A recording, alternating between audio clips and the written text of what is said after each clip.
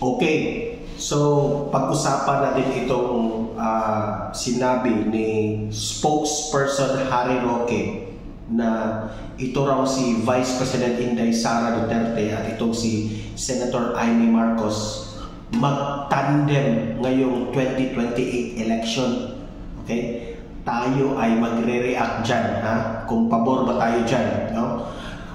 Pangalawa nating pag-usapan, ha? Pangalawa, itong sinabi ni Vice President Inday Sara Duterte na sabi niya, in politics, there is no permanent friends and there is no permanent enemies.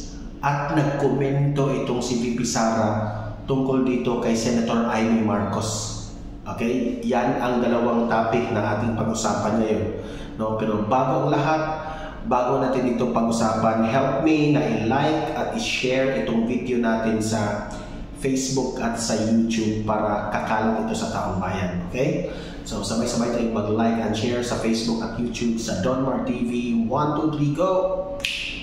Thank you. And also guys, i-subscribe, i-follow itong Donmar TV para lagi kayong updated sa mga balita na kagaya nito. Okay? Sabay-sabay tayong mag-follow and subscribe sa Donmar TV. 1, 2, 3, go! Okay, nandito tayo ngayon sa conference hall. So medyo may echo yung sound natin. Okay?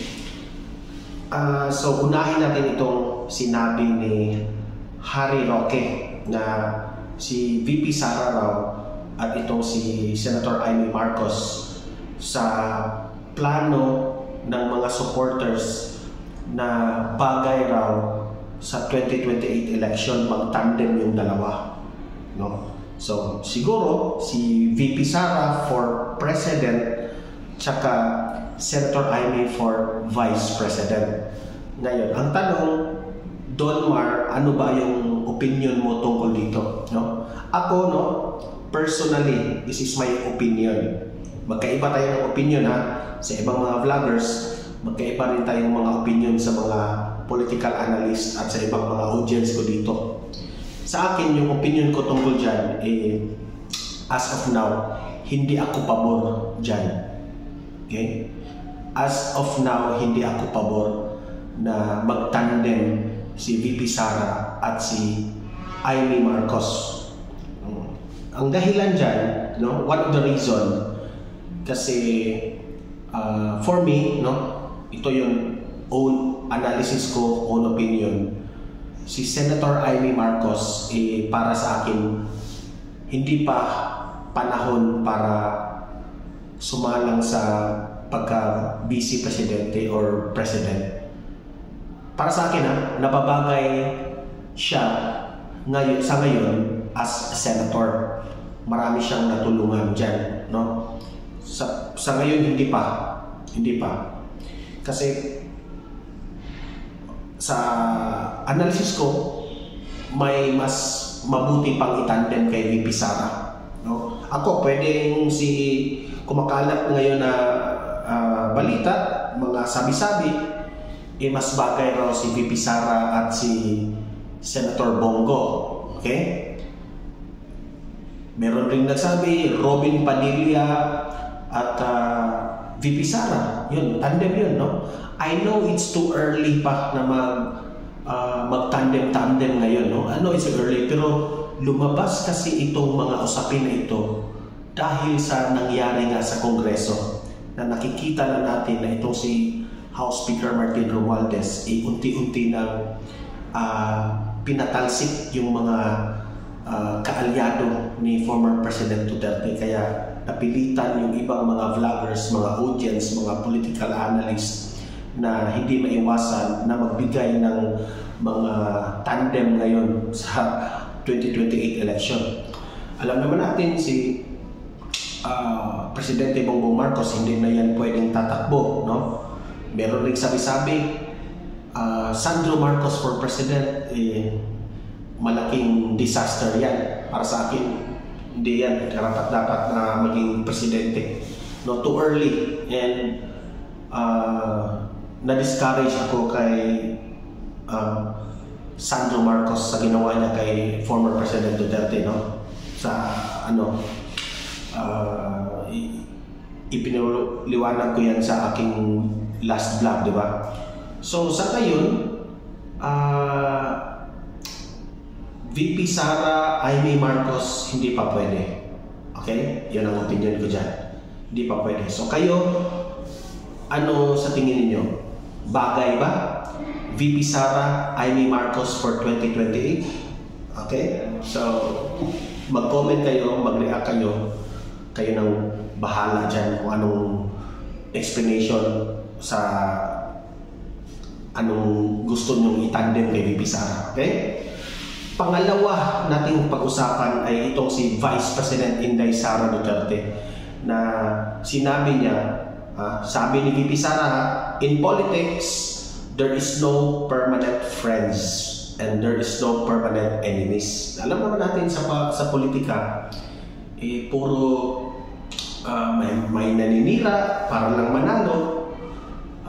Yung iba, talagang bahiran ka na, they will paint you na dumi para lang masiraan ka, para siya yung manalo. Maraming ganyan, no? But at the end of the day, after the election, magkaibigan na ulit. Panahon na mag-election, kaaway na naman kayo. So, yan ang ibig sabihin ni VP Sara. Because there is a saying, no? Nagkomento siya tungkol dito na sabi nila, in politics, there is no permanent friends and there is no permanent enemies. Pero tinanong siya ng media, how about Senator Imee Marcos? Dahil alam naman natin, sa media, magkaibigan sila. No? Ipinilabas silang dalawa na magkaibigan. No? Laging kung saan-saan sila pumupunta. No? Sometimes, they help each other sa kanilang trabaho sa politika. Ngayon, nagkomento siya dito na sabi ni VP Sara na iba yung usapin sa politika, no? Nakaibigan kayo sa politika at iba rin yung usapin na talagang totoo kayong magkaibigan, no? Na you are really true friends. Iba yun at saka sa politics. Sabi ni VP Sara, nagpapasalamat siya dito kay Senator Imee Marcos. Hindi lang sa friend as politician, pero friend as talagang totoong magkakaibigan. Okay? So, grabe yun. Revelasyon yun na totoo silang magkakaibigan. Pati itong si Gloria Macapagal-Arroyo na sabi ni VP Sara, nagpapasalamat siya dito kay Senator Imee Marcos at GMA, dating presidente ng Pilipinas, sa suporta na ibinigay nila sa mga Duterte, no? Sa trabaho, sa lakbay ng politika ng mga Duterte. Nagpapasalamat sila dito kay Imee Marcos at GMA, no? Last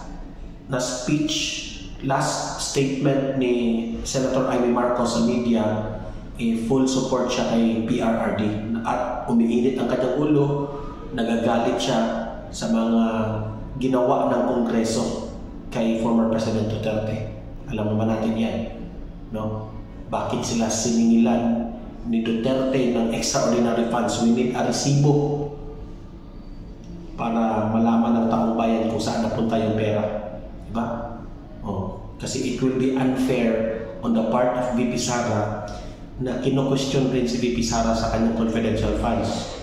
Now that si VP Sara ayaw niya na ng confidential funds, so anong masasabi niyo doon? Mga Kongreso, ano pa bang ititira niyo kay VP Sara? Pati nga itong si Senator Tulfo, unti-unti nang kino-question yung DepEd. Tinitira na si VP Sara. Takot sila kay VP Sara dahil malakas si VP Sara. No? I know it's too early na magsalita sa 2028 election, pero lumalabas ito ngayon dahil itong si House Speaker Martin Romualdez is too early na para tanggalin si Pain dyan sa Kongreso. Yung ginawa nila, pangalawang beses nila nilaglag si GMA, nakaalyado ni Duterte, na Si GMA ngayon ay isang normal na kongresista na lang. Ha? So, it is really a disrespect on the part of GMA. Okay? So, para sa akin, yung comment ni VP Sara, saludo ako, no? Dahil she appreciate Amy Marcos na sa pagtrato ni Amy Marcos na tunay na magkaibigan. Iba yung politika, ha? Friends lang kayo sa politika at friend kayo ng tunay. At si VP Sara at si Amy Marcos, friends sila ng tunay. Nakakabilib yan. Okay? So kayong mga audience ko dito, libre kayong mag-comment, mag-react tungkol sa sinabi ni VP Sara. Okay? So, like, share this video para kakalat ito sa taong bayan. Subscribe, follow Don Mar TV para lagi kayong updated sa mga balita na kagaya nito. Okay? See you in the next video para sa update dito sa Don Mar TV at sa ating nangyari sa politika. Have a great day sa inyong lahat.